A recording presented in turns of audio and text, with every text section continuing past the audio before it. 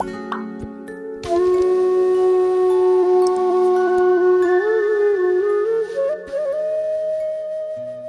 श्री गुरु सत्ताय नमः। सभी को प्रणाम। पिछले वीडियो में आपने सुना कि परम पूज्य गुरुदेव ने 12 विद्वानों की गोष्ठी बुलाई। विचार विमर्श का सार ये निकला कि वैदिक वाङ्मय लुप्त नहीं है, अलग अलग जगहों पर उसके विभिन्न अंग उपलब्ध हैं। जरूरत है सबको इकट्ठा करने की। परम पूज्य गुरुदेव ने ऐसे विद्वानों से संपर्क करने का भी निश्चय किया जो मथुरा नहीं आ सके थे। इसी सिलसिले में कांची में जब आचार्य श्री भगवान विष्णु के वामन अवतार की प्रतिमा के दर्शन कर रहे थे, तब अमृता नामक एक साध्वी आई और बोली, मेरे गुरुदेव आपसे मिलना चाहते हैं। आचार्य श्री उनके साथ चल दिए। आइए अब आगे चलते हैं। करीब 2.5 मील चलने के बाद उन्होंने देखा कि नदी के किनारे 3 कुटियाएं बनी हैं। 3 कुटियाओं और एक छप्पर वाले उस आश्रम में 5-7 व्यक्ति और थे। आश्रम में भांति भांति के पक्षी कलरव कर रहे थे। पीपल के वृक्ष के नीचे बने एक चबूतरे पर बैठे योगी को देखकर आचार्य श्री ने प्रणाम किया। योगी ने प्रणाम के उत्तर में स्वयं भी प्रणाम किया और आसन छोड़कर उठ गए। कुशल क्षेम पूछने के बाद यहाँ बुलाने का मंतव्य, आचार्य श्री की इस यात्रा के उद्देश्य और वेदों के संबंध में अब तक किए गए प्रयासों पर चर्चा होती रही। उन योगी का नाम श्रीमन था। उन्होंने स्वयं नहीं बताया था। अमृता या आश्रम में विद्यमान किसी अन्य शिष्य से भी नहीं मालूम हुआ। जिस वृक्ष के नीचे वे बैठे थे और आचार्य श्री से बात कर रहे थे, वहीं एक तोता उड़ता हुआ आया था। उसने चहकते हुए कहा था, प्रणाम श्रीमन, मेरे प्रणाम स्वीकार करें अतिथि। तोते को इस तरह अभिवादन करते देख आचार्य श्री को अच्छा लगा था। उन्होंने पूछा, क्या तोता पाला हुआ है? उन योगी ने उत्तर दिया कि सभी पक्षी प्रेम से आमंत्रित हैं, उसी नाते यहाँ आए हैं। हमने किसी भी पक्षी या पशु को पाला या किन्हीं बंधनों में बांधा नहीं है। आचार्य श्री ने कहा, इतना शिष्ट शुक पहले कभी नहीं देखा। बिना अभ्यास कराए वह कैसे सीख गया? आश्चर्य है। यहाँ आने वाले साधकों को देखकर ये तोता ही नहीं और पक्षी भी शिष्ट और विनम्र व्यवहार करते हैं, उन योगी ने कहा। फिर वे बोले, नए आगंतुकों को मेरा परिचय तो ये पक्षी ही दे देते हैं। योगी के इस कथन से आचार्य श्री को पता लगा कि उन योगी का नाम श्रीमन है। उन्होंने पूछकर पुष्टि भी की। योगी श्रीमन ने उन्हें अपनी और दूसरे साधकों की कुटिया दिखाई, आसपास का क्षेत्र घुमाया और इस बीच चर्चाएं भी करते रहे। 2-2.5 घंटे तक भ्रमण और वार्तालाप चलते रहने के बाद श्रीमन ने आचार्य श्री को अपनी कुटिया में बिठाया। इस पूरे समय में अमृता एक आध बार ही दिखाई दी थी। अपने काम में व्यस्त थीं। पेड़ पौधों को सींच रही थीं और वहां विचर रहे पशुओं को चारा पानी दे रही थीं। बिना पूछे ही श्रीमन ने उनके बारे में बताया कि वह एक सिद्ध साधक की पुत्री हैं। उनके पिता गृहस्थ योगी थे। अमृता को जन्म देने के बाद उनकी मां चल बसी। पिता ने ही उनका पालन किया। यह आश्रम या साधना स्थली उन्हीं की विकसित की हुई है। श्रीमन इस आश्रम में आए तो अमृता को जीवन संगिनी बनाने का प्रस्ताव रखा। उन्होंने विवाह कर लिया। समाज के सामने अब भी पति पत्नी ही हैं, लेकिन उनका दाम्पत्य सामान्य पति पत्नियों की तरह नहीं है। दोनों ने ब्रह्मचर्य से रहते हुए वैदिक धर्म और साधना परंपरा की आराधना का संकल्प लिया। अपने आप को इसी के लिए समर्पित कर दिया।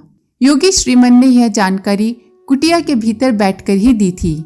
आचार्य श्री अपने बारे में बताने लगे तो श्रीमन बोले, इसकी आवश्यकता नहीं है, आपके बारे में पहले से ही सब मालूम है। फिर श्रीमन ने लकड़ी के संदूक में रखी एक पुस्तक निकाली। पुस्तक काफी पुरानी थी। उसके पन्ने जीर्ण हो चुके थे। वो सहेज कर रखी हुई थी। उसके पन्ने अलग अलग थे। उन पन्नों को पलटते हुए श्रीमन एक स्थान पर रुके।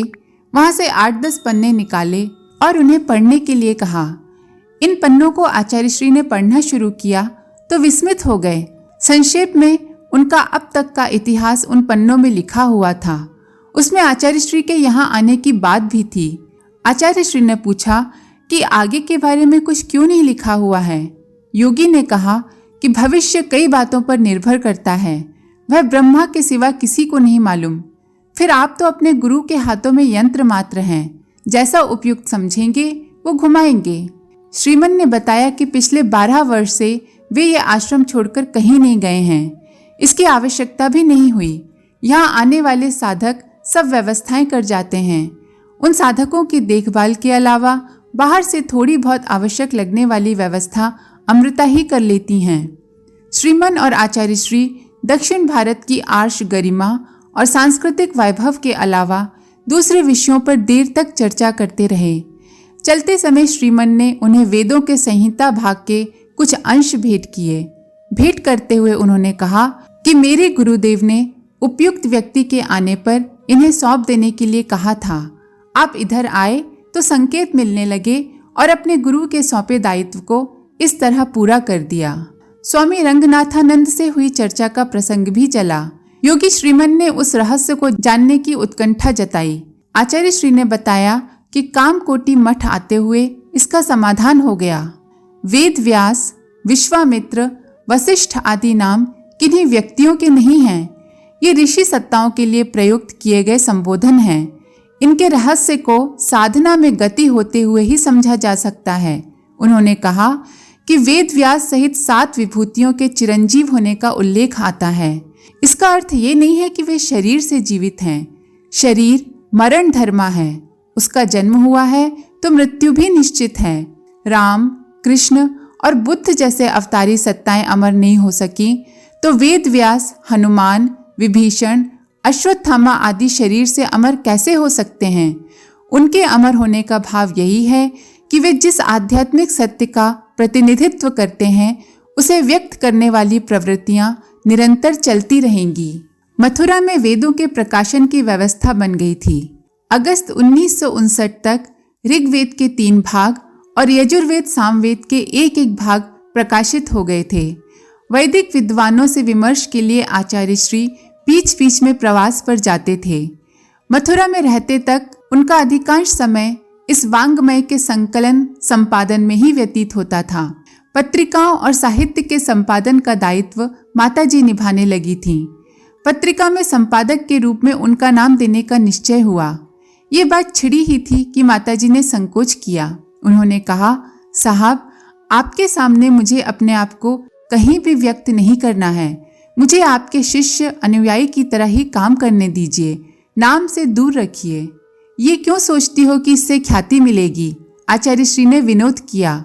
उस समय वैदिक वांग्मय के काम में लगे कुछ कार्यकर्ता भी वहां थे। आचार्य श्री ने कहा, संपादक को प्रसिद्धि नहीं मिलती, वो तो अखबार में जो कुछ होता है उसके लिए जिम्मेदार है। पत्रिका में कभी कोई गलती हुई तो उसके लिए किसी को कोर्ट कचहरी तो जाना पड़ेगा ना। विनोद में छुपे निर्देश को माताजी ने समझा और उन्होंने अपने गुरुदेव की व्यवस्था में किसी भी तरह का संकोच नहीं करने का निश्चय कर लिया। उसी अवसर पर वाराणसी के पंडित भुवन मोहन के पास वेदों का अध्ययन करने गए किशोरी दास जी आए। तपोभूमि में वे मुश्किल से 2 घंटा पहले ही आए थे। सामान रखकर तुरंत आचार्य श्री के पास आ गए। उन्होंने बताया कि पंडित भुवन मोहन दीक्षा लिए बिना वेद नहीं पढ़ाएंगे और उन्होंने पढ़े हुए वेद को कहीं प्रकट नहीं करने का प्रतिबंध मानने के लिए भी कहा है। उस स्थिति में अध्ययन की कोई उपयोगिता नहीं रह जाएगी। आचार्य श्री ने कहा कि तुम उन्हें गुरु मानकर अध्ययन शुरू कर दो। उन्हें गुरु मान लेने से तुम्हारे विकास में बाधा नहीं आएगी। दत्तात्रेय ने भी तो 24 गुरु बनाए थे। इस समय वैदिक विद्याओं में प्रवेश और गति आवश्यक है। आचार्य श्री के निर्देश पर किशोरी दास ने पूछा कि उनके लगाए प्रतिबंध का क्या होगा?